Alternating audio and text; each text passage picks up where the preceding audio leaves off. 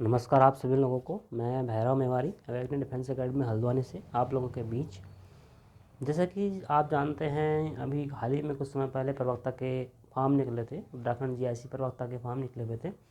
तो उसमें पहले पॉसिबिलिटी ये थी कि मतलब पहले स्क्रीन एग्ज़ाम होगा और उसके आफ्टर फिर जो होगा मेन एग्ज़ाम होगा। ठीक है। तो आज की एक विशेष न्यूज़ ये आई हुई है कि जो स्क्रीन एग्ज़ाम होगा उससे रिलेटेड वो न्यूज़ है। उस न्यूज़ में ये बताया गया है कि जो प्रवक्ता का जो स्क्रीन एग्ज़ाम होगा वो स्क्रीन एग्ज़ाम अब नहीं होगा और अब क्या होगा, मुख्य एग्ज़ाम ही होगा। लेकिन कार्मिक विभाग तो ये कह रहा है कि हाँ, स्क्रीनिंग परीक्षा को स्थगित किया जाए और इसके लिए केवल है मुख्य परीक्षा का ही आयोजन किया जाए। क्यों ऐसा किया जाए, वो अपने तथ्य ये बताना चाह रहे हैं कि प्रवक्ता स्क्रीनिंग में जो होता है, जो स्क्रीन एग्ज़ाम होता है, उसमें हमारा हिंदी का पोर्शन, जनरल स्टडी का पोर्शन हो गया और रीजनेबल पार्ट हो गया, और उसी के साथ साथ उसमें जो है कुछ टीचिंग एप्टीट्यूड का पोर्शन भी आता है। तो उसमें जो है हमारे पास 150 मार्क्स का एक प्री एग्ज़ाम होता है। ठीक है, जिसे स्क्रीन एग्ज़ाम के नाम से जाना जाता है। फिर उस जाके उसमें कट ऑफ बनती थी और कट ऑफ में क्वालिफाइड होने के आफ्टर फिर हमें मेन के लिए अप्लाई करना होता था। लेकिन अब ये समाचार ये मिला हुआ है कि स्क्रीनिंग परीक्षा अगर नहीं होती है तो केवल मुख्य परीक्षा ही होगी। क्यों ऐसा होगी, क्यों इसको लाया जा रहा है?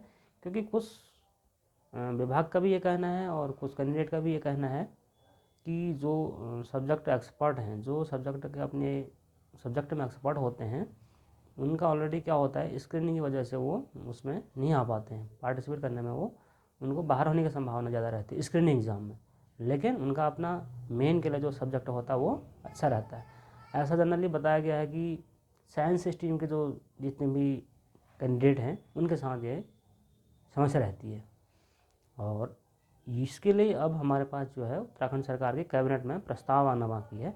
उसमें प्रस्ताव आएगा और उसमें स्क्रीनिंग परीक्षा होगी या नहीं होगी, तो ये हमारा उत्तराखंड सरकार का मंत्रिमंडल ही डिसाइड करेगा अब। यानी कि कार्मिक विभाग तो कह रहा है कि प्रवक्ता की स्क्रीनिंग हटा दो और केवल मेन एग्ज़ाम ही कर रहा हो। लेकिन जो फॉर्म निकल चुके हैं, जो फॉर्म हमने अप्लाई करते हैं और अप्रैल में उसकी टेंटेटिव डेट भी है प्री की स्क्रीनिंग एग्ज़ाम की, है ना, जिसमें कैंडिडेट प्रिपरेशन भी कर रहे हैं। ठीक है। उसके साथ उसमें क्वालिफाइड होने के आफ्टर फिर वो मेन के लिए नए सिरे से अप्लाई करेंगे और उसमें जितने कैंडिडेट स्क्रीनिंग में कट ऑफ से ऊपर आएंगे और उसका एक रिजल्ट आएगा, उसके बाद वो मेन के लिए अप्लाई करेंगे। तो इस बारे में मेरा कहने का मतलब ये है स्क्रीन एग्ज़ाम अगर हटता है तो उसमें हाँ, ये बात तो हम मान सकते हैं, जो टीचर किसी प्राइवेट संस्था में अध्यापना कार्य कर रहे हैं, अपने स्पेशल पीजीटी सब्जेक्ट में टीचर हैं, उनका सब्जेक्ट कहीं ना कहीं थोड़ा बहुत मतलब रिकवर होते रहता है। पढ़ाते पढ़ाते बहुत सारी चीज़ें क्या होती हैं, रहता है। हाँ, स्क्रीनिंग में वो ऐसे कैंडिडेट बाहर होने की पॉसिबिलिटी रखते हैं, या फिर कोई प्राइवेट इंस्टीट्यूट में प्रोफेसर के उस टर्म में हो और बीएड उसने किया हो, है ना, तो वो भी अप्लाई, बहुत सारे ऐसे होते हैं, ऐसे टीचर होते हैं जो अप्लाई करना चाहते हैं।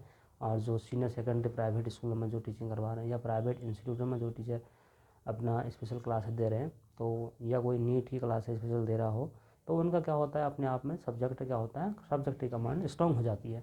कहने का मतलब है कि वो जो एक्सपर्ट जाएंगे वो विभाग में जाएंगे और वहाँ पर वो अच्छा रिजल्ट देने की कोशिश करेंगे। तो ये राज्य आंदोलनकारी रविंद्र जुगरान जी का एक आग्रह पत्र गया था, तो उनके शायद उस आधार पर ये कमेंट आया हुआ है आज।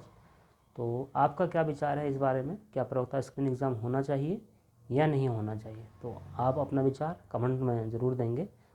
और ठीक है, इसी के साथ साथ और तो आगे हम बातें करेंगे ही, लेकिन बात मेन यही थी कि प्रवक्ता में जो कैंडिडेट, या ऐसा भी हो सकता है कि जो आने वाली नई भर्ती के लिए ये कैबिनेट में प्रस्ताव आ जाए, इसमें स्क्रीनिंग हो और आने वाली आगामी परीक्षाओं के लिए बदलाव आए, है ना। तो ये भी एक अभी देखने का विषय है। ठीक है।